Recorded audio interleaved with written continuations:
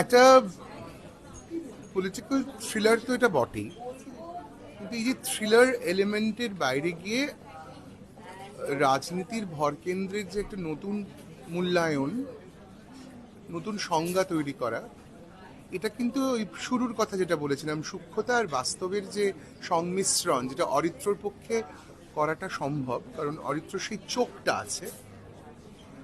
আর ও যে একটা ওয়েব সিরিজের কথাও বলছিল কালী, সেখানেও কিন্তু একটি মানুষ, শুধুমাত্র মেয়ে মানুষ নয়, একটা মানুষের যে উত্তরণ, এই ওয়েব সিরিজটা কিন্তু সেই উত্তরণের কথা বলে। তাই সেই উত্তরণ যদি সাধারণ মানুষকে অনুপ্রেরণা দিতে পারে, বিসাইডস বিং আ চার্টবাস্টার, আমার মনে হয় সেখানে সার্থকতা যে কোনো শিল্প মাধ্যমে।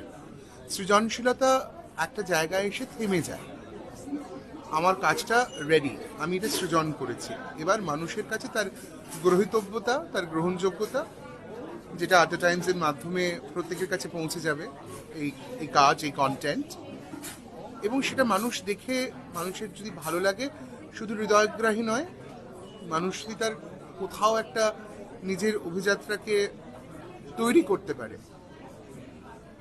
আসলে তো মানুষ প্রান্তিক নয়, একজন যৌনকর্মী তো আসলে প্রান্তিক নয়, এটা তার পেশা। কিন্তু সেই পেশার বাইরে গিয়ে সে যদি তার নতুন একটা পরিচয় তৈরি করতে যায়, করে, তাহলে অসুবিধা তো নেই। মানে আমরা তো সবসময় বাক্সে ফেলে দিই যে কোনো মানুষকে, সেই বাক্সের বাইরে এসে পৃথিবীটাকে নতুন আলোতে দেখা, নতুনভাবে তার পরিচয় তৈরি করা, সেটা এই ওয়েব সিরিজটার মূল নির্যাস। আমার সেই জন্যই ছবিতে, এই ওয়েব সিরিজে কাজ করতে আরো ভালো লেগেছে।